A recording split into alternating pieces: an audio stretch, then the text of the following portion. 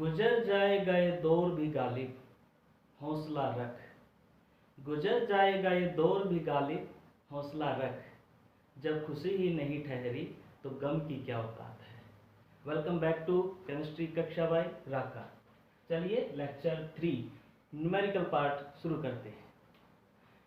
अपने पीछे rate of reaction, rate of deformation, rate of appearance या रेट ऑफ फॉर्मेशन, अपीयरेंस मतलब formation, सब कुछ पढ़ रखा है।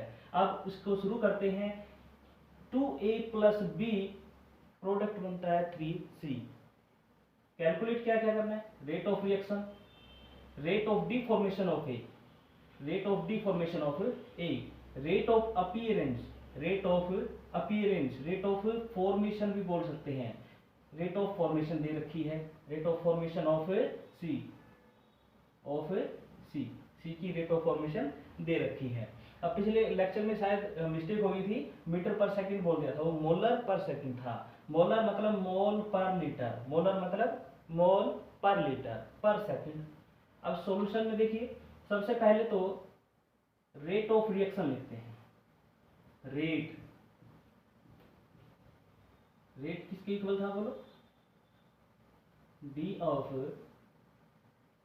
ए कंसंट्रेशन अपॉन में डी टी। और कोफिशिएंट कहाँ लिखते थे? माइनस साइन लगा करके कोफिशिएंट नीचे। माइनस क्यों लगा एक आगे? क्योंकि ये क्या है? रिएक्टेंट, और रिएक्टेंट क्या होगा? कंज्यूम, डिक्रीज होगी उसकी कंसंट्रेशन। इस डिक्रीज को दर्शाने के लिए, शो करने के लिए नेगेटिव साइन यूज करेंगे। इक्वल्स टू माइनस, ये भी रिएक्टेंट है, तो D B upon D T, 1/1 लिख सकते हैं। इसका कोफिशिएंट क्या है? 1 है। Equals two plus sign 1/3। Plus क्यों? क्योंकि प्रोडक्ट है, प्रोडक्ट की कंसंट्रेशन इंक्रीज होगी टाइम के साथ, तो D of concentration of C upon में डी टी। ये हो गई रेट, रेट ऑफ रिएक्शन, हमने ये कैलकुलेट कर दिया है। ठीक बात है। अब रेट ऑफ अपीयरेंस गिवन है, rate of appearance of C given है, गिवन है मतलब रेट ऑफ अपीयरेंस का मतलब क्या है? D concentration C D T, ये प्लस है, ये क्या है? गिवन है। कितनी है? 1.3 into 10⁻⁻⁴ molar per second, molar per second, mole per litre पर सेकेंड भी लिख सकते हैं, सेम बात है। चलिए अब हमारे पास ये तो है, तो इसका मतलब इक्वल निकालना क्या है? रेट ऑफ डिसअपीयरेंस ऑफ ए, निकालना क्या है? रेट ऑफ डिसअपीयरेंस ऑफ ए, मतलब है कि डी कंसंट्रेशन ए अपॉन में डी टी, ये नेगेटिव साइन किसके लिए? कंसंट्रेशन डिक्रीज हो रही है उसके लिए। ये हमने क्या करना है? कैलकुलेट। इस बात को आप याद रखेंगे, ठीक बात है। चलिए हमारे पास ये तो है और ये हमने कैलकुलेट करना है, इतना इतना, ठीक है। सबसे पहले क्या करते हैं हम? 1/3 से इसको क्या करें? डिवाइड कर दें, ताकि हमारे पास क्या आ जाए? ये बात यहां तक समझ में आ गई ना? तो इसके आगे क्या है? 1/3, 1/3,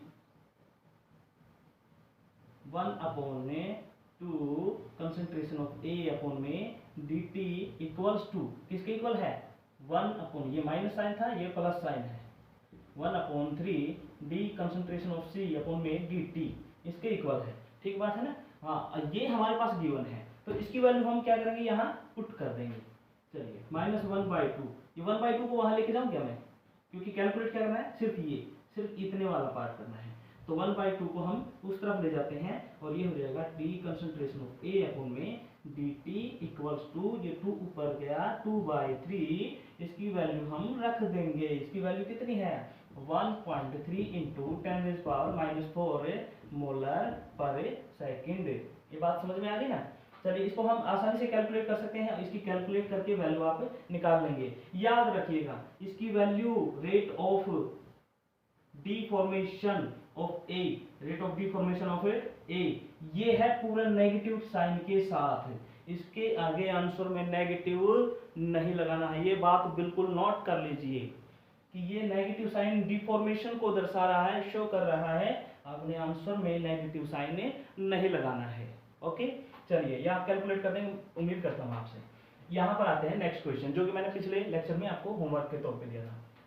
रेट ऑफ रिएक्शन, सबसे पहले तो ये देखो कि रेट ऑफ फॉर्मेशन गिवन है NO की, rate of formation of NO given है, तो रेट ऑफ रिएक्शन लिखेंगे सबसे पहले, रेट ऑफ रिएक्शन या रेट लिख देता हूँ मैं सीधा इसको।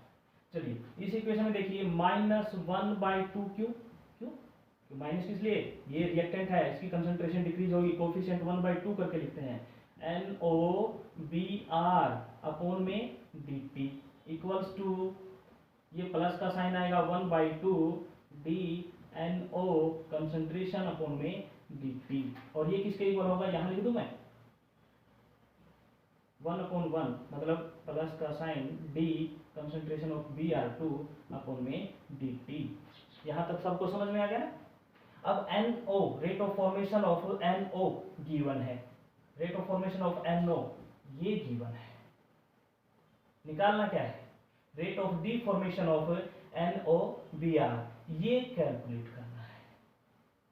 तो इसकी तो हमें जरूरत ही नहीं ना, इसको क्या करते हैं, यहां से हटा देंगे इस शब्द, यहां पर वैल्यू पुट कर देंगे हम सीधा सीधा, ये चाहिए हमें, तो rate of deformation of NOBr upon में dt, ये 2 कहाँ लेके जाओ, ये माइनस साइन किसके लिए, डिफॉर्मेशन के लिए शो कर रहा है इसको, तो 2 को उस तरफ लेके जाएंगे तो क्या हो जाएगा 2 अपॉन में 2 पहले से ही है ना, ये प्लस का साइन है, और इसकी वैल्यू कितनी है, rate of deformation of NO की, रेट ऑफ डिफॉर्मेशन क्या है, ये क्या है, rate of deformation, rate of deformation sorry rate of formation, rate of formation है, ये क्या है, रेट ऑफ डिफॉर्मेशन है, रेट ऑफ डिफॉर्मेशन है 2/2, क्योंकि 2 तरफ लेके गए 2/2, इसकी वैल्यू कितनी, इसकी वैल्यू है 1.6 इंटू 10⁻⁻4 मोलर पर सेकंड या मोल पर लीटर पर सेकंड, इसे कैलकुलेट कर देंगे हम, और इसकी वैल्यू आ जाएगी,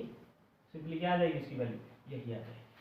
यहाँ तक समझ में आ गया ना। चलिए अगला एग्जांपल देखिए, इसको जनरली एक्सप्लेन करना है, इसमें कोई वैल्यू वगैरह कुछ नहीं देती, तो चलिए rate of reaction, rate of reaction को मैं रेट लिख के एक्सप्लेन करता हूँ, तो ये क्या लिखूँ मैं, minus sign 1/1 d of BrO negative BrO3 negative upon में dt इक्वल किसके होगा, 1/ माइनस है ये भी 1/5 d Br नेगेटिव अपॉन में dt, यहाँ पर स्पेस ये equal -1/6 d of H positive upon में dt, ये किसके इक्वल होंगे सब 1/3, ये प्लस साइन क्योंकि ये क्या है, प्रोडक्ट है, 1/3 d Br2 अपॉन में dt इक्वल किसके होगा 1/3, ये भी प्लस का d H2 अपॉन में dt।